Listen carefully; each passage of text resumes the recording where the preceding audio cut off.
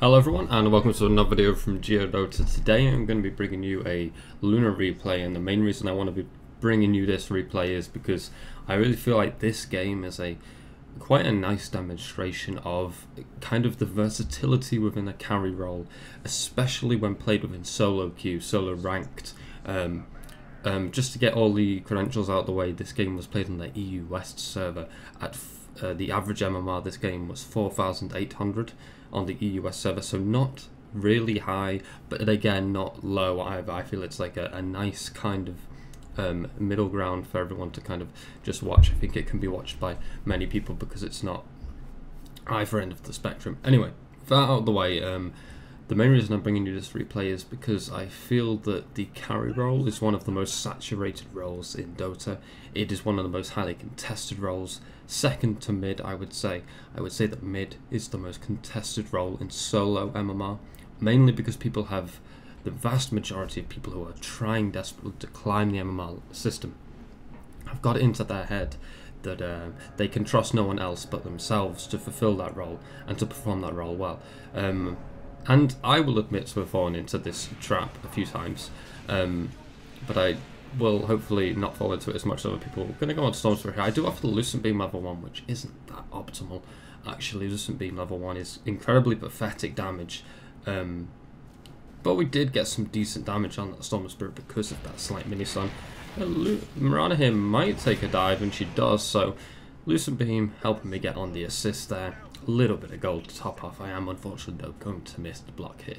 This game was played on the 30th of December. Happy New Year, by the way, everyone watching this in January. Hope you had a great New Year. Hope the year goes well for you.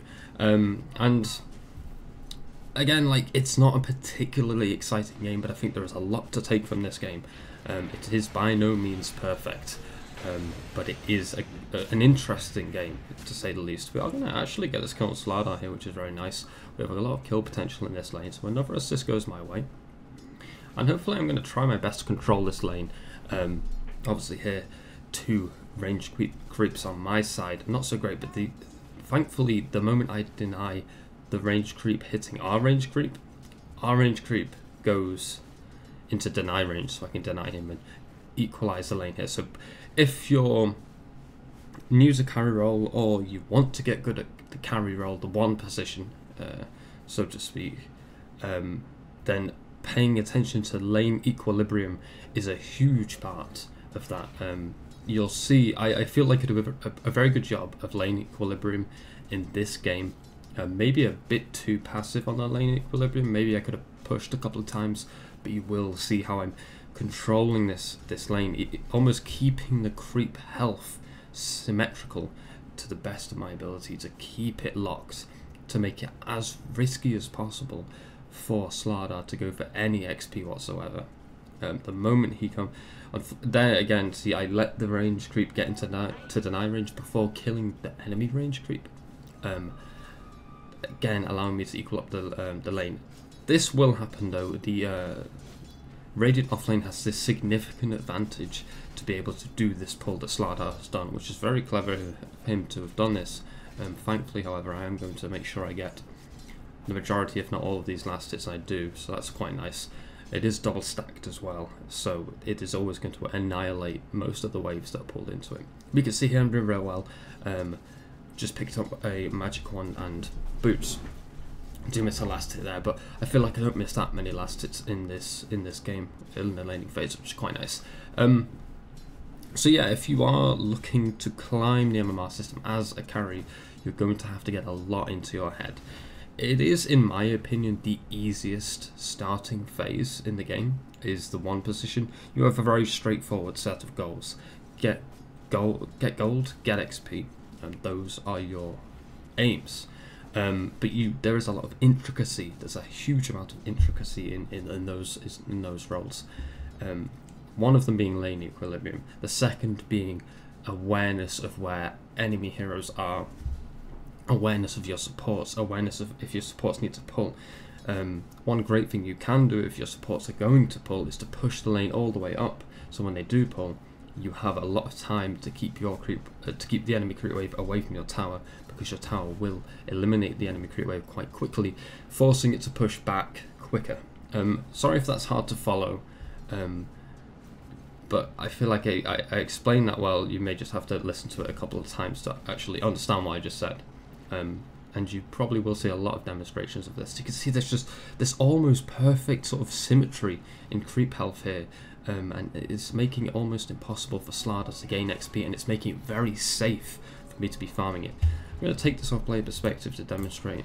If I was farming here, which is what a lot of carry players will do if they've been pushing a little bit or they've not been keeping lane equilibrium very well, Slardar has at least, even if it's too dangerous for him to walk into range for a last hit, he has easy time getting XP. He can just hang around here and he can perfectly get XP in relative safety. If it's a ranged hero, then they can attempt to last hit. It will be still very dangerous for them, but it will be a lot more possible. So here I'm controlling the wave up a little bit, which is good.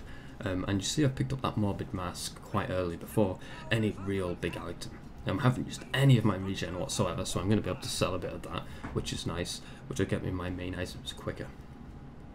And the carry role is my best role, I believe. Not to say that I'm great at it, because I'm not, but it is my strongest role out of all the roles. I enjoy it the most, and I feel I am the most reliable in that role. And this was a solo MMR game, so I'm not queued with anyone here. So I'm completely out my own here, just relying on my teammates and not knowing who they are, what they're good at. And unfortunately for me, my supports were pretty good. They do opt to abandon me here though, so I am kind of realizing that I'm on my own. One thing you are going to have to realize is, if you do opt to carry, to take the one position role in a solo MMR game, you are going to have to be aware that people are not necessarily, most of the time, they are not going to want to support you. They really are not going to want to support you, and if they do support you, they're going to be very reluctant to do it quite well, because a lot of people find stacking in the sort of meticulous nature of timing stacks and timing pulls and warding and staying out of XP range to be very tedious. And I can kind of sympathise with that. They want to have fun in a solo queue game, so they maybe not pick the right support, or maybe not support well, so you have to take that into account when deciding on the pick. Okay, it's going to go on Slardar here, and he might be able to get him with the cold snap. The MP does hit, and I think he got one less right click, so yeah, that was nice. I think I got an XP range for that. Either way, I'm doing pretty well. The enemy Arc Warden doing quite well as well. Picking up the 6-minute Midas there, and he has his level 6, so his farm is going to skyrocket actually pretty quickly. I need to play around with Arc Warden. That'll be one of my next videos, I believe. Anyway, so the lane equilibrium went out a little bit of whack with that gank from Invoker, but it did turn out to be good for us. Now I've taken the Moonclave ability, and my skill build here is very, very geared towards jungling, and I do manage to dodge that arrow as well. Mirana giving away the gank there. And you're going to see that Mask of Madness pick up. Now, Mask of Madness is a controversial item, to say the least. You will acquire a lot of attention when you pick up this item on a carry, especially a carry that's considered is very squishy, like Luna. Mask of Madness used to be very favoured a couple of patches ago when Troll Warlord and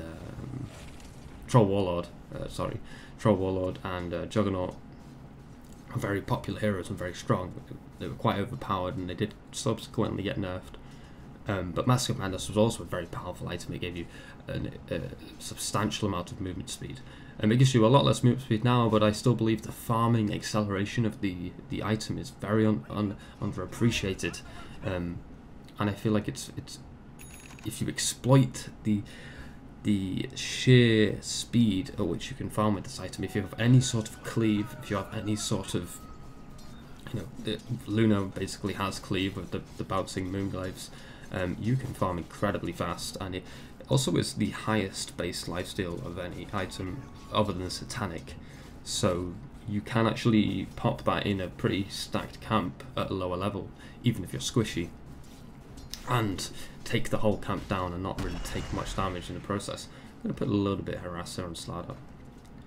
So a lot of this game is unfortunately going to be me talking about strategy, theory, because I am playing a very passive farm role here, and this can be quite unfavourable to do in solo ranked, particularly the fact that a lot of people like to opt for the Slark sort of side of the carry, because that offers them a lot of aggression, that offers them a lot of tempo control.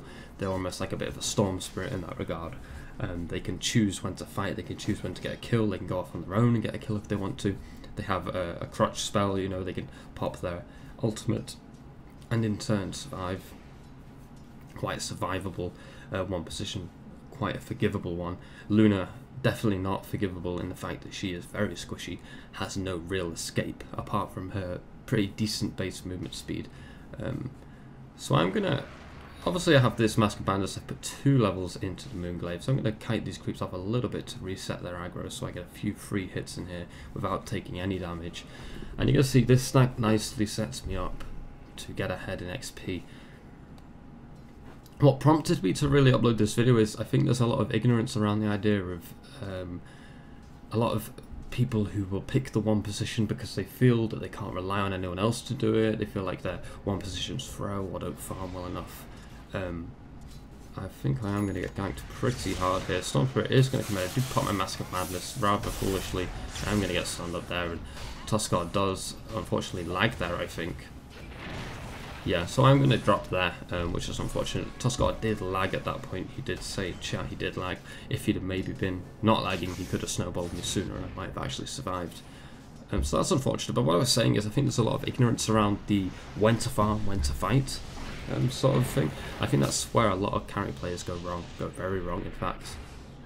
Is so few of them seem to know when I should be farming, when I should be split pushing, when I should be fighting.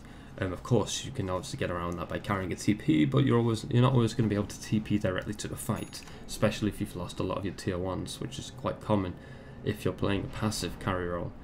So now obviously being ganked, the attention of the enemy team has been turned towards me. They do realise I'm getting fat. They have seen the Mask of Madness now, and they will hope, well, if they're competent enough, will understand that that is going to accelerate my farm. It's almost has a kind of Midas effect.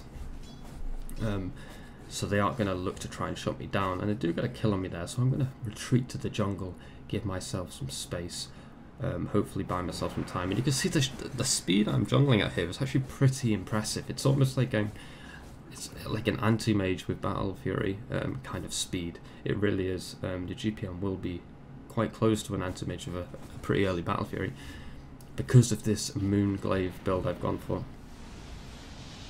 Of course, Luna is a weird one because she can be played as a super farm carry, a 6 slot or even a 7 slot carry, or she can be played as a pushing, fighting kind of early BKB, you know, ultimate early kind of build where you team fight with your ultimate, and you're very much focused around staying in the fight with your ultimate up and getting as much magical damage dealt as possible, and you don't really want to go past the point where the enemy team is no longer susceptible to magic damage. So also when you do this kind of build that I'm doing, it's very important to realise when to stack if you can.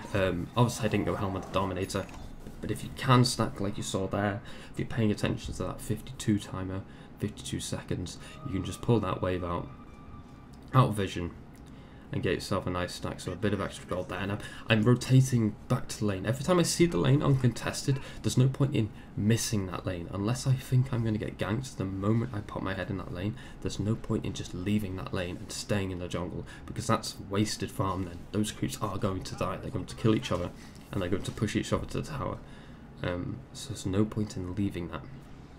Also, it's very easy with a hero like Luna, Meepo, or Anti-Mage to overfarm the jungle to the point where you will kill it in under a minute, so you'll have a lot of downtime waiting for it to spawn again. Which is a trap you can fall into if you concentrate too hard on the jungle, so you need to have this balance of lane, jungle, maybe Ancients if you incorporate it into, you know, bottom lane as well. So you see here I'm getting the majority of the last hits. I do hear the sprint pop by Slardar, and I'm going to opt for a drum. I don't usually go drum with this build. This was kind of an experimental build. I knew I wanted to go Mask of Madness because I stand by Mask of Madness on Luna. I think Luna is one of the best Mask of Madness heroes in the game in my opinion. even purely if you just use it to farm and don't pop it during fights, it's worth it for that.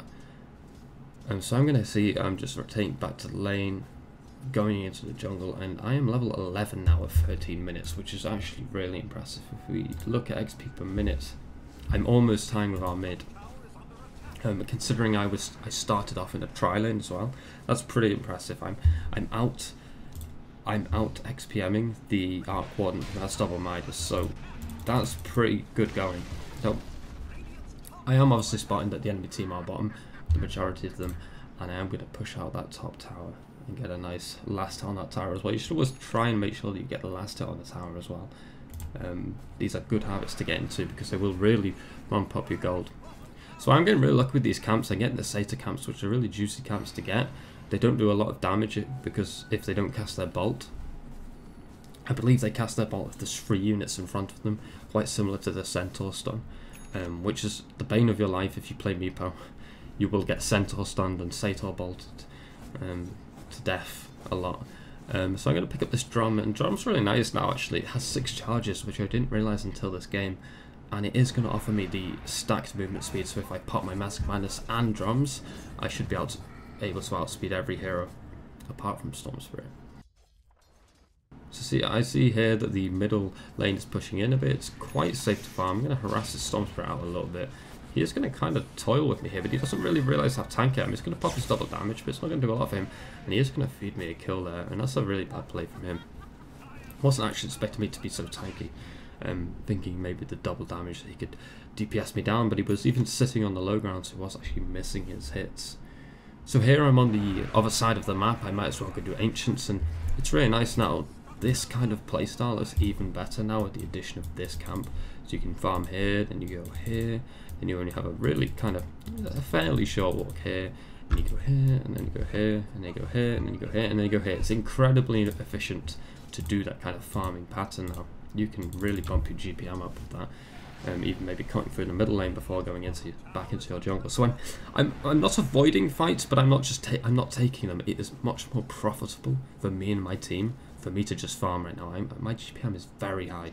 I'm out farming the double Midas Arc Warden now, which is pretty crazy actually. To think that I'm actually managing to do that. So I'm going to pick up the Yasha again. More movement speed, of course. This will go into a Manta. I'm going to last minute dodge that arrow as well. See, I've got the Manta. I've got the Yasha now. I've got the drum. I've got the Mask of Bandit. So I should be able to haste his movement speed now with all 3 of them turned on, and that will help me get away, which is most necessary. They will maybe decide to turn on the pressure. It's 501 gold per minute. Still not that impressive, but at this point in the game, it's pretty good. And really, what the focus is with this is the XP per minute.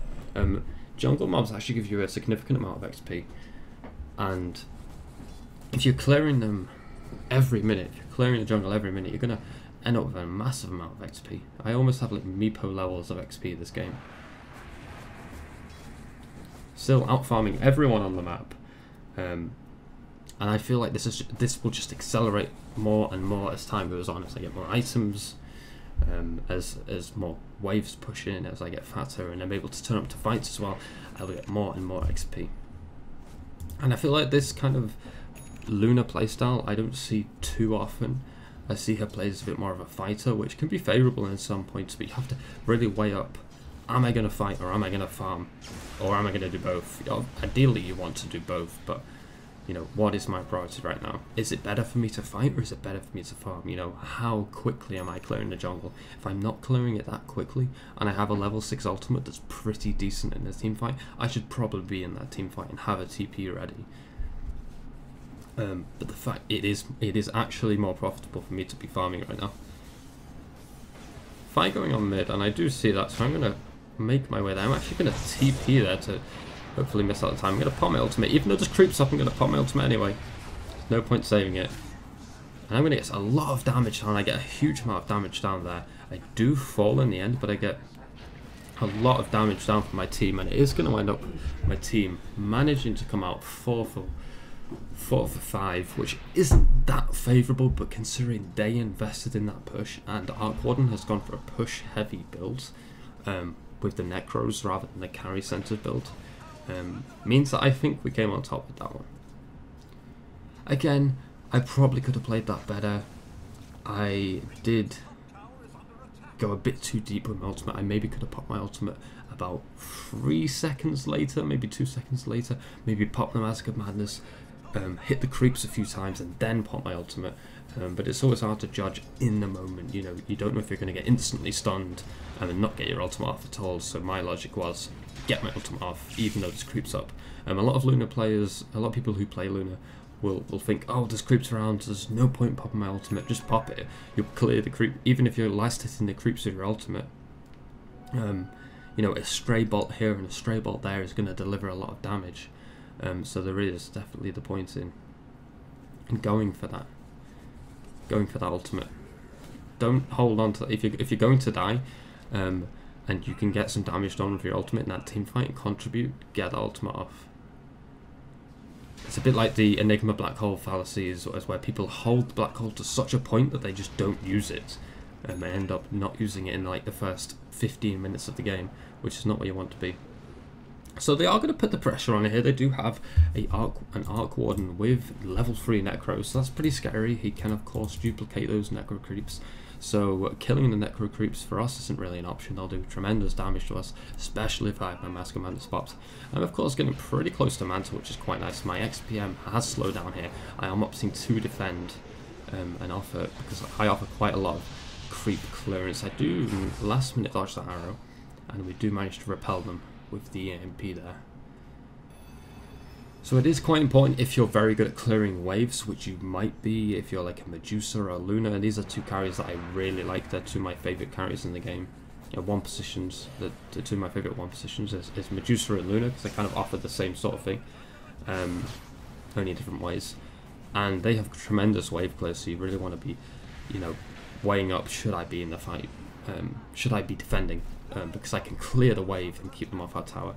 Of course, Arc Warden can pretty much just suicide his Necros onto this tower, and they will eventually get it. So we do want to be doing something soon. I'm going to put a Lucid Beam down on that Slardar, and he's going to sprint away. Stormtrooper's going to go pretty hard on me. I'm going to put my ultimate. It wasn't really that good an ultimate. It was more of a deterrent ultimate, but it kind of served that purpose. I'm not regretting that too much, because if I hadn't popped it, maybe they would have kept going. Stormtrooper is going to invest in here. A really nice RP there from Magnus. Stormtrooper is going to drop. I'm actually going to pick up Arc Warden as well. That's really nice. I do manage to pick up the last hit there on the Necro Creep, 200 gold, not to be missed. So, and that is pretty much going to be my Manta. So they stayed around too long. Maybe they knew I wasted my ultimate, and maybe thought, oh, Luna's ultimate's wasted, let's invest. And it obviously overextended. Magnus playing very well there, waiting for that perfect moment when they overextend, not getting too ahead of himself. I mean, I'm going to pick up a free tier 1 here. I'm going to get arrowed there, but it's not too much of an issue. And this game is pretty silly because I do have the Magnus and power as well, which on Luna is just insane. It is insane damage, it's insane farm. So 628 XPM is the current XPM. I'm level 16.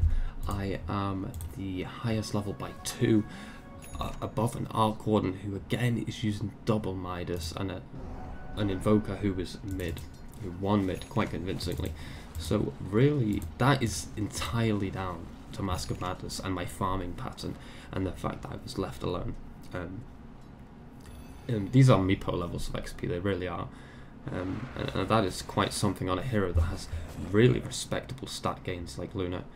You know, Meepo has incredibly weak stat gain, so it's not actually that incredible to have level 25 too early. But on Luna, level 25 on Luna is at the same speed as level 25 on Meepo. It's significantly better because of the stat gain. Well, I'm going to maybe pick up the Slardar. He's going to check it out. Yeah, he's going to pick up Slardar. I'm going to keep hitting this Arc Warden, but I don't want to hit too hard with the Mask of Madness up. If I kill both of those red Necros, I will 100% die. So I want to be really careful. Tuskarr is going to pick up Arc Warden. There's some bad play there from Arc Warden, unfortunately, for him. And now I'm going to opt to pop this Mask of Madness. Be very careful not to bounce onto the Necros. If Arc Warden was paying a bit more attention, he could have baited me into actually bouncing off that Necro and killing it. With the Mask of Madness up, I would have probably died. But going back to the scores, let's have a look at my gold per minute. 565 gold per minute is the current score, and XP per minute 673. So slowly climbing up. And with this Manta as well, if I use it efficiently around the map to push out other lanes, I should be able to get even more of those stats. It's clearing out the waves so quickly. Gonna pop the Manta to push that lane out even more. I want to keep these lanes pushed out as much as I can, because Arkwooden has gone very heavy into the push, and he can really take down a tower if he wants to with those 4 necro creeps. So sending in the Manta illusions down the lane, that's going to push that out. No point being in the same lane as the Manta illusions, and I'm going to continue to jungle up here. Now I have a lot of choices for my next item, and I'm going to opt to go for the butterfly, probably the greediest choice out of everything I could have gone for. But I think this is again going to accelerate my farm, and it's going to play very nicely into the fact that I have Manta now, so more damage on my illusions. Just more damage in general, more attack speed, more ability to farm, more ability to gain gold and XP. I'm going to push out this bottom tower. Nice chunky wave here, and I may opt to go into the enemy jungle, noticing that the majority of the enemy team are on the top lane or Miranda is mid. I should be able to make really short work of this tower before they can even realise to pop the glyph, and I do manage to do exactly that. I'm going to continue to push out this lane, knowing that they have lost two of their cores on the top lane. I'm not too concerned with Storm Spirit at this point. I feel like I can hold my own versus Storm Spirit. I don't need that BKB. And one of the things that, again, you will see a lot of core players doing is this: when to buy BKB. A lot of one positions will be very dependent on a BKB, but when do you buy it? Of course, it depreciates in value the more you use it. And then you have to buy another one, you can't sell it. So you want to really get the most out of that 10-second BKB when you need it most. And I'm not really feeling it too much against this enemy team. A great proportion of their damage is magical. But I'm really not in the position where I'm soaking up a lot of that. With some decent positioning, I shouldn't really need that BKB. Anytime soon, at least.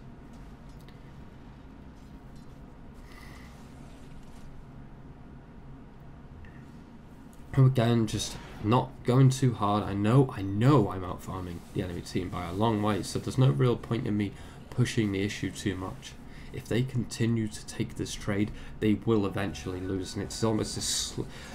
A lot of people might actually find this quite boring to play like this. This is why Slark players are a bit more common, because it offers you this tempo control, this more aggressive, kill-orientated play.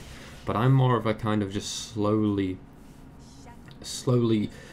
attrition. I'm either, if I play Meepo, I'm very much kind of in the enemy's face. If I play a hero like Medusa or Luna, I'm very much kind of just slowly gain the advantage. Sorcerer is going to drop here from an RP. He almost gets out there in the end. Stun just coming off, and I'm going to come in here. This is a prime location for my ultimate. Unfortunately though, I do lose vision as I pop it. Invoker does not like the ultimate either. But it's not bad. It does send them back. And it does buy us some space. Unfortunately, I'm in no real position to fight here. We'll see if the rest of my team overextend. It looks like they are kind of overextending. I have no mana and very little health. I'm kind of on the edge of this fight because I know I can get out if I need to with my movement speed, but I want to be here if I need to be. Stun is missed by Slide. I'm going to put a couple of clicks in. It does pretty considerable amount of damage, but I do not want to kill that Necro Creep. Very aware of that Necro Creep. Magnus does pick it up for me there. So kind of in the fight, kind of out the fight, not investing too hard. My ultimate wasn't that great. I did have vision uphill and then lost it as I popped my ultimate, which really sucked. But again, I didn't give away a free kill there.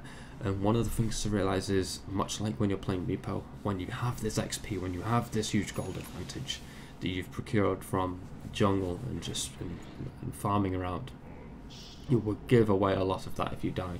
So you want to be quite calculated with how you invest in a team fight. You know, you are the most valuable hero on your team when you play like this. You do not want to be dying for other players, and that's another weakness that a lot of players have, is they try and help even if they're not necessarily, even if they don't necessarily like the person. Their instinct to help the enemy allied players will mean that they'll sometimes just feed away another kill, and that's something you'll see quite a lot. So I did pick up the butterfly, and again this has the added effect of hasted movement speed when combined with the active and the Mask of Madness, so I have many options for escape. Even if I have no drum charges, which I don't have any drum charges anymore, but a butterfly active and the Mask of Madness will give me a smooth speed. I'm gonna move in here and try and get something down. Nice RP does come down, and we do lose vision on one of them there, I feel. Yeah, we do. We lose vision on the slider there, but he do pick up the Storm Spirit just in time. He's been very unlucky. He's been dying very close to being able to escape. I'm kind of in a weird position here. I'm not sure if I want to go down that path. My team are backing up, so I'm going to wrap around this way to see what I can do. I'm less scared of the Necros now because I'm full health now, and I lifesteal a lot of them, so I'm going to try and farm these up. We managed to pick up a couple last hits there, and these Necros are going to go the way of us. A lot of gold there goes the way of us, which is one of the biggest weaknesses I think Arc Warden has if he goes for that build. Might even pick up the real Arc Warden here. The Cold Snap is doing a lot of work, and I'm going to come in here. I'm very fast. I pop both my passives.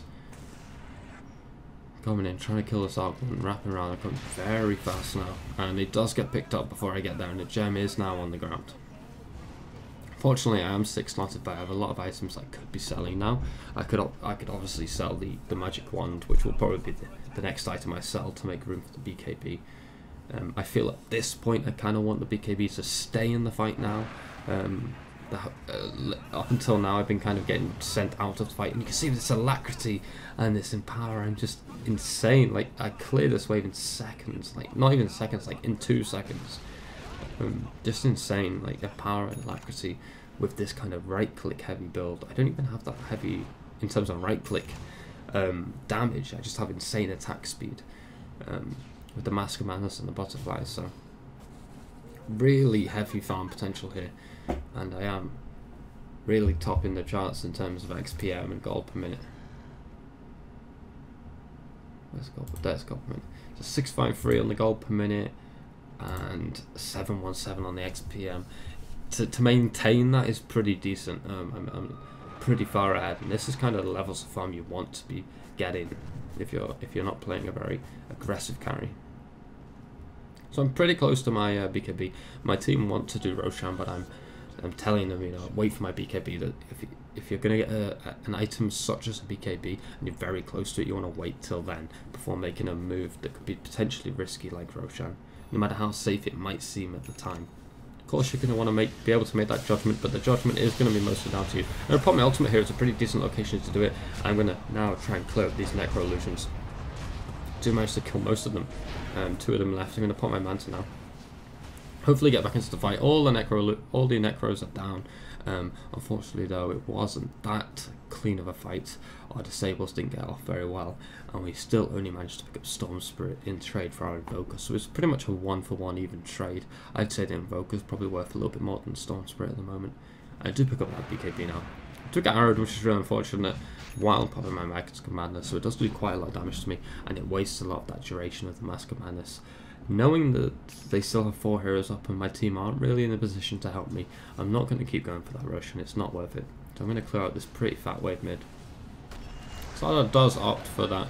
A pretty weird play, it doesn't really do much. And I knew I was pretty safe there.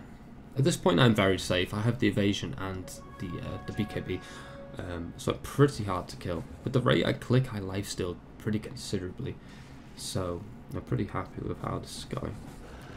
So again, not having any downtime, I'm not hanging around mid lane right now. The nice thing is I'm so fast that if a fight does go down and I don't have a TP, I can still be there. That's one of the advantages Slark has as well. If you get like a Sanjin Yasha or a Shadow Blade, you can run to the fight.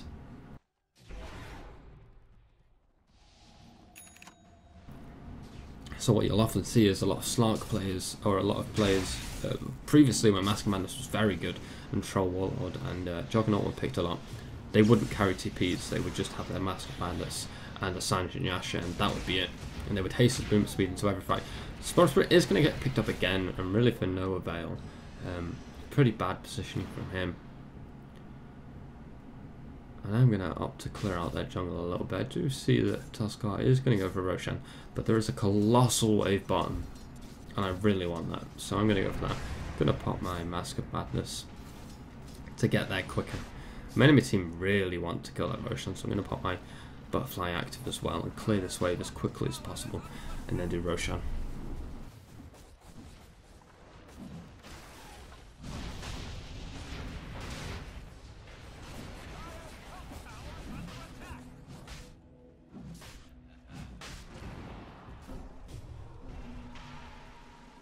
So now after clearing that wave, I'm going to go for Roshan here. And I don't really have a slot for it. I'm actually going to throw my treads here, I think. Because I have so many movement speed items that I really don't need the base movement speed that badly. And the drum is still a pretty nice item to have. So there I pick up the Aegis of the Immortal instead of my treads. I'm not entirely sure if it was better than dropping my drums. But if I really need to get to movement speed, I can pop that Mask of Madness and Butterfly. Fortunately, their toss does get picked up for not really much, but we are going to get a revenge kill on Rana here, hopefully. She's pretty quick. I am still hitting maximum movement speed with the Butterfly passive, Butterfly active, and Mask of Madness popped. Fortunately, there's some huge rat going on at the top lane. A Glyph does kind of nerf that. And the Necro is going to work, and Tuskar does opt for the buyback. I'm going to try and maybe cut them off with this Invis. Let's see what I can do, and I'm going to go for the Boots of Travel now. I'm feeling a little bit slow here. I don't really want to have to be relying entirely on the actives from a Mask of Madness and Butterfly, so I'm gonna go for the Boots of Travel next. This is a pretty solid item to go.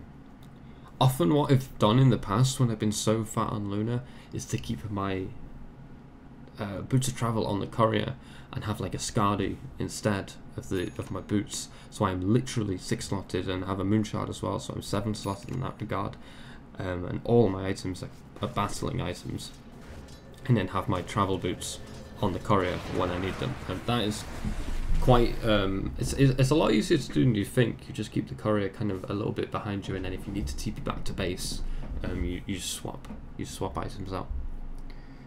It's more of a kind of just so you don't get backdoored, so you keep them on the courier. I'm gonna push out this mid lane, and I'm feeling pretty hefty right now. I feel that even though two of my important teammates are top, I really feel comfortable just being here. I don't really think that the enemy team can do too much to me. I'm even going aggressive on this Arc Ward, and the Cold Snap does go down. I do get Orchid in, but the Orchid goes out on Storm Spirit as well, and he is going to die to that. And I just click up this tower. I know I can take this tower down in seconds. Necro Creeps get sent at me, and I'm not scared of them. I pick both of those Necro Creeps off as well. Pretty foolish of Arc Ward to waste those. And I do waste my TP there, actually. Not instantly seeing how low that tower was. I do waste that TP, and it would have been nice to get there and been able to farm the wave out and potentially kill Slardar. 5,150 gold is my current gold, which is pretty nice. My XP per minute is going to start to teeter off a little bit, and but my gold per minute will continue to stay at a hefty 720 there.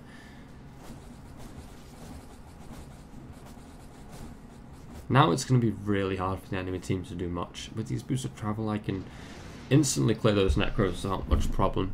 They don't have any disables that go through BKB. They don't have an awful lot of damage to deal with me through BKB.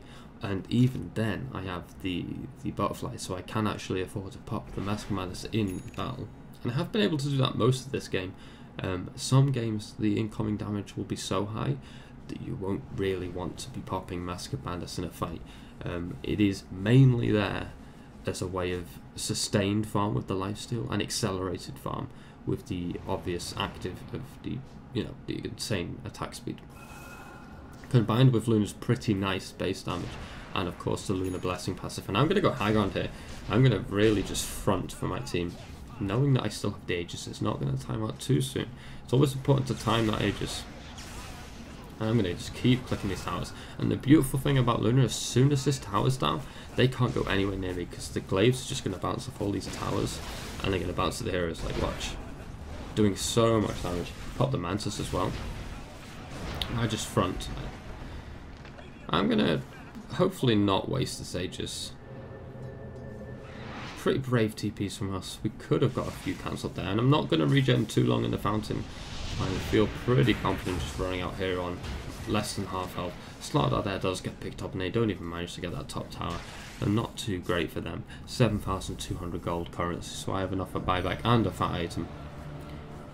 Gonna continue to click up these necros. I am gonna probably die here, but the Aegis is actually gonna time out in about a minute or maybe 30 seconds.